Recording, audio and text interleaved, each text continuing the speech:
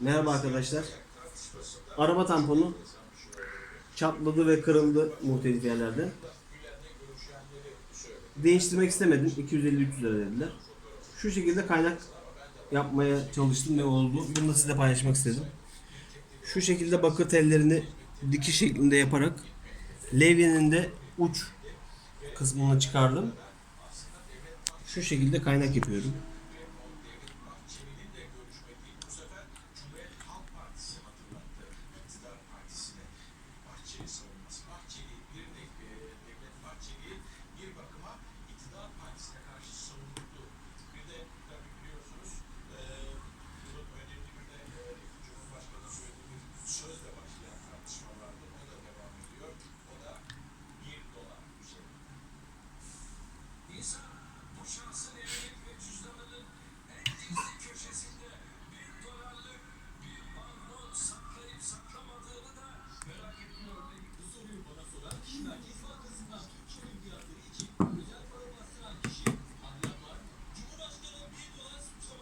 Bakır tel olduğu için iletimi iyi alıyor. Daha iyi kaynak yapıyor.